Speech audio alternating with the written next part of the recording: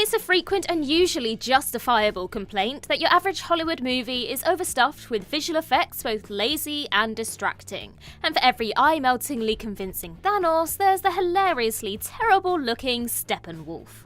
CGI is often at its best, however, when you're not even aware of its existence. From fixing last-minute on-set issues, to building a complex set piece, or adding some neat finishing touches to an already splendid scene, these films are incredible examples of the power of low-key, left-field visual effects wizardry. With that in mind, I'm Ellie with Whatculture, here with 10 insanely subtle CGI movie moments nobody noticed. Want to stay safe online and save big? Get up to 76% off a 2-year NordVPN plan, plus 4 months free and up to a $50 Amazon gift card.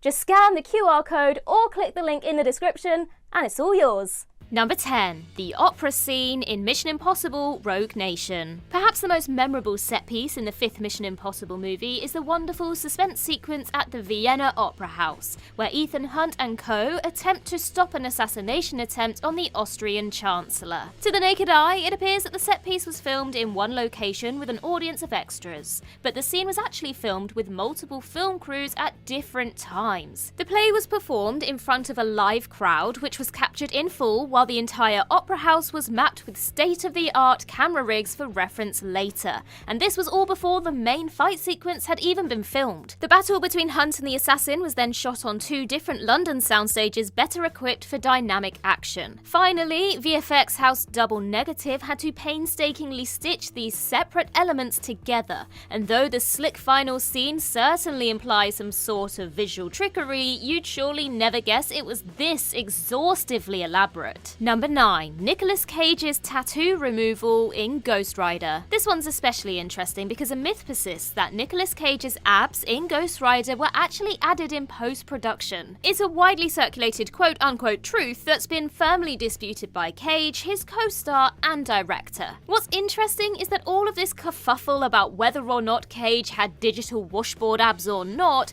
everyone freely admits to one subtle CGI change to the actor's body: the removal of several prominent tattoos on both of his arms. Given the content of one of the tattoos, Cage couldn't help but notice the irony. He said, "I've got a flaming skull on my arm and I'm covering it up to play the part of a flaming skull in a movie." The jury's still out on those abs, but it certainly wasn't outside the realm of possibility for a 42-year-old Cage to get into that shape organically. Number 8. 1970s San Francisco in Zodiac. David Fincher has proven himself time and time again to be a master of employing extensive visual effects in stunningly subtle ways. And perhaps no better than this is his masterful thriller Zodiac. In order to present audiences with an authentic, era-appropriate 1970s San Francisco, Fincher had his visual effects team create entirely digital shots of the city skyline. Yet to the naked eye, they're totally photorealistic. You probably assumed that this shot of the port of San Francisco was a modern shot de-aged with CGI, and you would be wrong. David Fincher had his VFX team create this shot entirely from scratch. Fincher also used a surprising amount of blue screen for scenes set on the city streets, especially those at night. While these sorts of exterior composite shots usually leave an ugly, noticeable blur,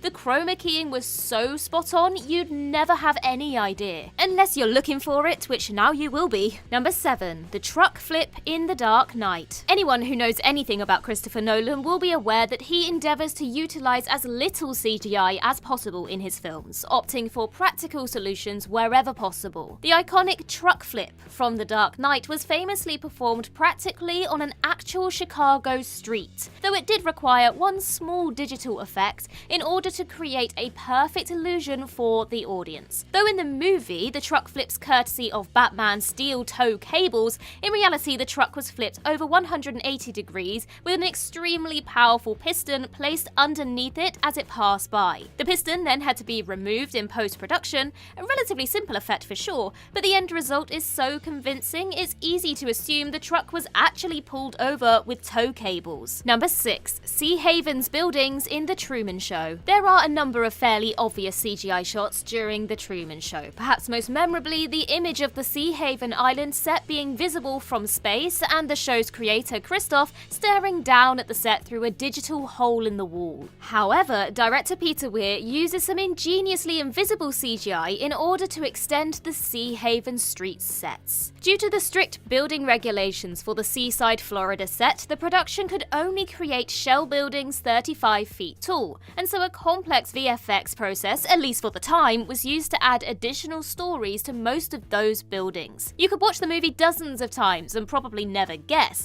and even once you know, the results are so brilliantly believable, you'll probably struggle to remember. Number 5. Enhanced locations in The Wolf of Wall Street. Though Martin Scorsese is a venerated king of old guard filmmaking, his more recent movies actually employ far more CGI than you're probably aware of. And that's no truer than in his $100 million Oscar-nominated epic drama, The Wolf of Wall Street. While it's clear to anyone with a functioning pair of eyes that he used green screen tech for the stormy yacht accident sequence, elsewhere he utilized complex visual effects to create mind-blowingly photorealistic set extensions. Unless you're really looking for it, it's practically impossible to spot. From entirely redesigned beach landscapes to a lion composited into Jordan Belfort's office, and most impressively, a sweeping crane shot of a prison courtyard comprised of numerous different digital plates impeccably sewn together. As much as people love to understandably complain about invasive and excessive CGI in modern movies, this is a shining example of how it can augment a film, especially when in the hands of a veteran auteur. Number 4. Keira Knightley's skin in the jacket. You may not remember much of this Keira Knightley and Adrian Brody starring 2005 thriller, but you certainly weren't drawn out of the movie by any garish digital makeup effects either. That's for sure. Knightley has, by her own admission, suffered with sensitive skin her entire life, and this came to a head while filming The Jacket, when the actress had some unfortunate and unexpected complexion issues, which were then digitally smoothed out in post-production. Whatever you think of it, the effect is completely perfect.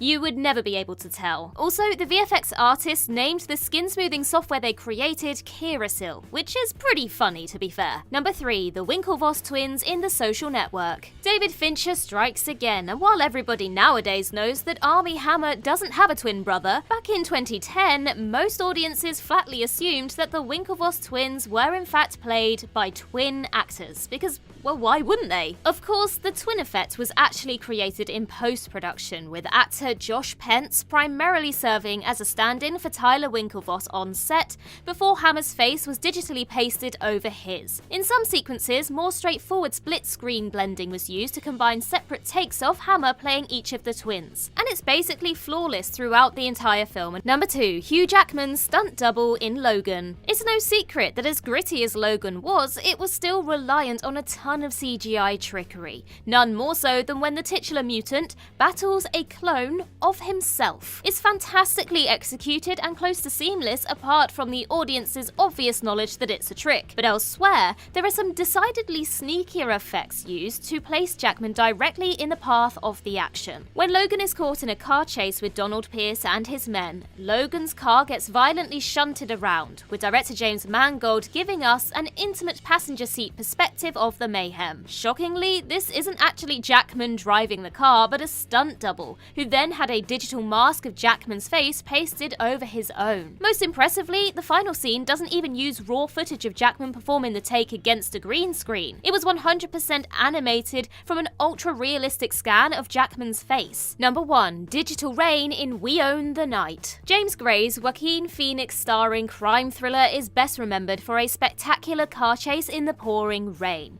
One that's all the more impressive once you learn that all the rain and weather effects were added in post-production. Due to the virtually impossible logistics of shooting a car chase in either real rain or fake Hollywood rain, Gray actually filmed the chase in broad, sunny daylight and crossed his fingers that the film's modest $21 million budget would allow him to add rain later. According to Gray, there were only 4 VFX artists in the world who knew how to program the complex CGI water effect program for the movie, and they previously worked on high-concept blockbusters like The Perfect Storm and The Day After Tomorrow. The end result is ridiculously convincing, with even water droplets off the windshield passing as totally real.